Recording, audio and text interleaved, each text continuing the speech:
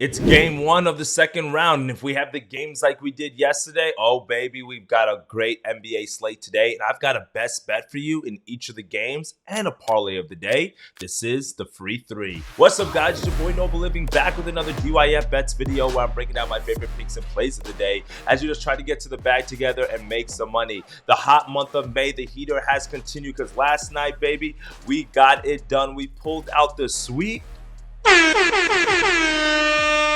That's what I'm talking about, because listen, we needed it. We needed to keep the hot month of May going. We got a 3-0 card yesterday. Aaron Gordon under rebounds, no sweat bet there. I actually worried a little bit when I saw Gobert wasn't going to play, but hey, it still cashed in. Shout out to the Timberwolves and that relentless defense that they showed yesterday. And then we also cashed on the Pacers first half team total. A little hard to go against the Knicks there, but I knew there was going to be offense in that game, and we're happy to cash in on the first half. Shout out to the people who cashed on the full game over. That's definitely an angle that I'm going to look at in the second game again, try to run that back. And then we also cashed in on the Nerfy as well in the Cubs-Padres game. No sweat bet there. Could have walked that down a few innings. So a good 3-0 day right there yesterday. You can see here on the channel, a good start to the month of May. This sweep definitely helped. Hopefully, we can keep this momentum going. And guys, hopefully you guys have been making money with us. After I said we had a slow April, May is starting to make up for it a little bit. So let's see if we can keep that momentum going. Smash that subscribe button and like the channel. We greatly appreciate all the love and support. Now let's get into these winners for today. For my first best bet of the day, let's go to the matchup between the Celtics and the Cavaliers. And it's really hard for me to get here with the window with the Celtics. Obviously, they're really big favorites, 12 points on certain books, 11.5. That's a lot of points to lay in a playoff game for me. Doesn't really matter. Yes, the situation spot does favor the Celtics. They're coming off of 5 days of rest. Meanwhile, the Cavaliers had to play a very emotional game at home and then had to get right on a flight the next day to head over to Boston with only 1 day of rest in between, and which was a very tough 7-game series for them, while the Celtics had a little bit of an easier route. So for me, the way I'm going to play this is a few different angles. The first way I'm going to go is I believe because we have a big spread, that means the Celtics could win, they could cover, which means a lot of missed shots for the Cavaliers. So I'm going to go with the man who's been grubbing on the boards this postseason for the Celtics, and that's Mr. Jason Tatum. And we're going to go over 9.5 rebounds. And the crazy thing about this is the value is plus 114 on this on DraftKings. Now, I'm giving you guys a lot of value on this card today. Sometimes I got some people who mention to me that they're not big. I'm taking big favorites like I do sometimes, or they want to just be able to get good value. Well, this is your card. And I really like this opportunity here for Jason Tatum, because if you looked at his numbers in the first round, this dude was absolutely grubbing on the boards. And the crazy part about it, right, is last week, I think we ended up taking him one of the games, and that was the only game he went under his rebounding line, which was game 2 against the Heat, where he only had 8 rebounds.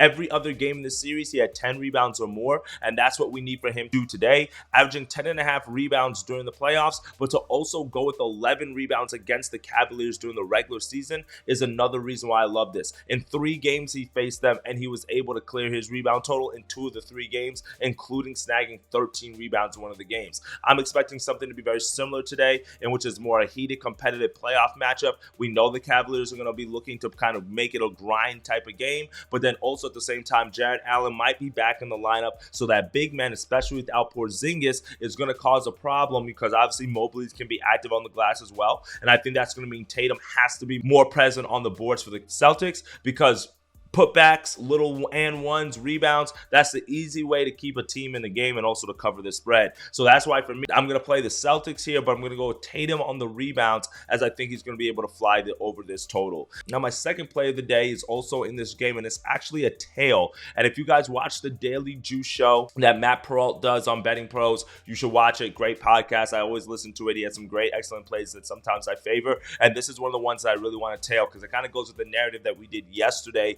with the Pacers first half. And he mentioned taking the Celtics in the first half over 56.5, minus 120 odds. I definitely agree with this. I think this number is just a little bit too low for a Celtics team that's gone over this total in both of these games at home this postseason. But then also keep in mind, they were the number 1 first half scoring team in the NBA at over 61 points per game. Obviously, it's the playoffs. Obviously, the Cavaliers are a more defensive-minded team. But for me, I think that this is a completely different offense than what they saw in Orlando. That might shock them, in a raucous home atmosphere, and 57 points in a playoff game. I mean, it's lesser than what we were getting all season with them. I think it's a good opportunity here at this spot. First half, team is going to be a little bit more fatigued than the Cavaliers, and I think the Celtics can score. But this is a tale for Matt Perrault. Love the way that he described it this morning, and I think that this is a good angle, and this is one that I heavily agree with. And I like what we were able to do yesterday in the Pacers first half. Maybe we can run that back again today. So let's take this as our second best bet. Celtics first half team total over 56.5.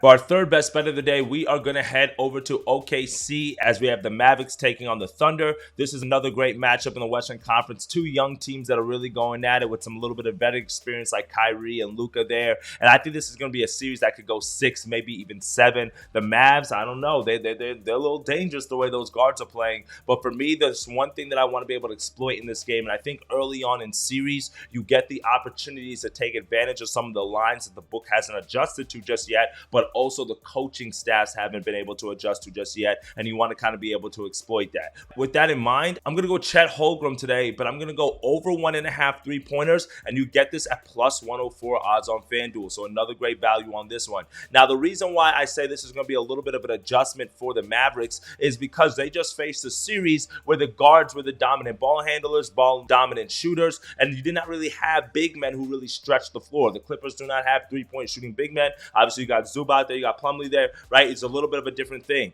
But now Chet Holmgren is a big man that will stretch the floor and shoot the 3-pointer. We saw that in the series against the Pelicans. In the first 2 games of the series, 2 of 6 and 3 of 6 from the 3-point line. Pelicans made adjustments. He went 1 of 4, so the volume was still there in the game 3, and 1 of 7 in game 4. So again, the volume was still there, even though he just wasn't as efficient. And I think I like the fact that he's been able to hit this shot down consistently thus far in the playoffs. He's actually shooting it a lot more as well. In the regular season, 4.3 3-point attempts, meanwhile 5.8 attempts in the playoffs. So for me, I like the more volume there. And then also keep in mind during the regular season, Dallas was in the bottom 5 in the most 3-pointers allowed to centers. So I think this is going to be an angle that the Thunder are going to be able to exploit in the first few games of the series before the Mavericks are able to make the adjustments. Also keep in mind that right before the end of the regular season, Holmgren ended off the regular season, which was a 135-86-point win for the Thunder. He had 13 points in just 12 minutes of playing time. So it's not like a bunch of,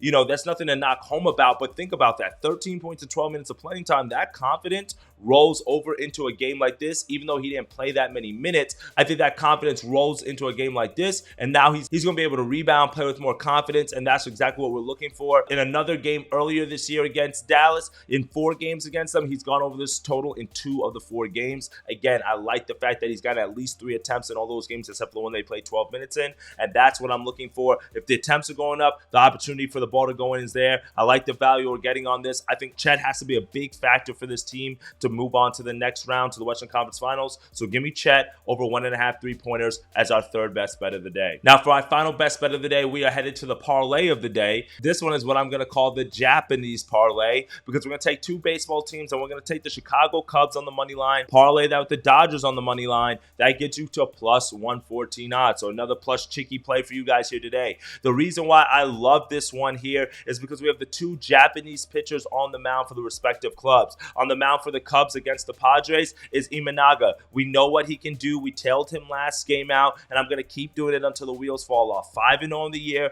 0.78 ERA, has gone at least 6 innings. I mean, the dude is completely dominant. Now he's facing a Padres team that's been struggling a little bit offensively. They've regressed a little bit, but then also they're sending to the mound Randy Vasquez, who on the year is 0-1 with a 5.87 ERA, coming off of a 10-9 loss to the Rockies where he went 2 1/3 innings, only 6 hits to go with 4 earned runs and 1 home run.